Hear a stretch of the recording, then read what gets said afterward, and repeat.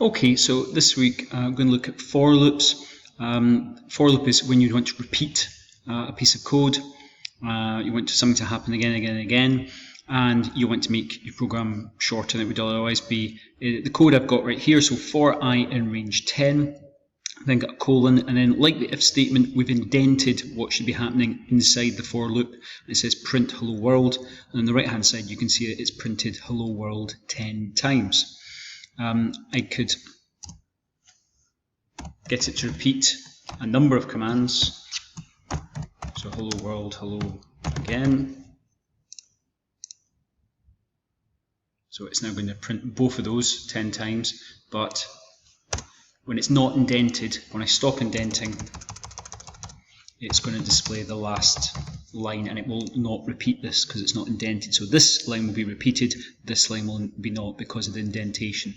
So if I run that to watch it, we can see that repeating 10 times, but that just prints once. I can also use this as the counter that's going to count up. This is where the computer is storing the number that it's currently at. I can include that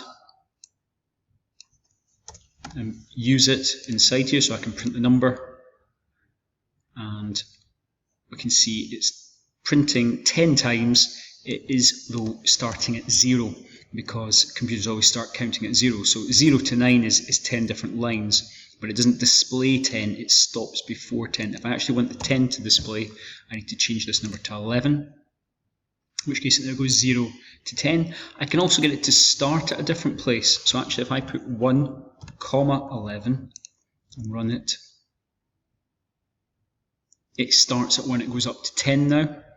I can also get it to count in different amounts. So if I want it to go up in 3s, I put another comma in 3. So this is the start number, this is the end number, and this is how many it's going up by each time.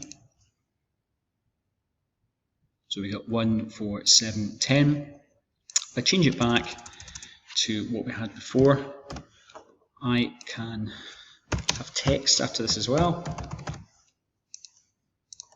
and it will now display, it displays 0 to 9, hello after each time.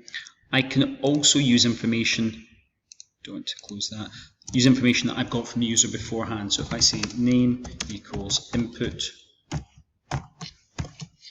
what is your name, I can then have that repeating in here as well.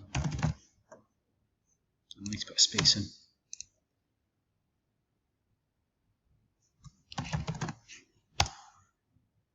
And it uses that data again and again and again.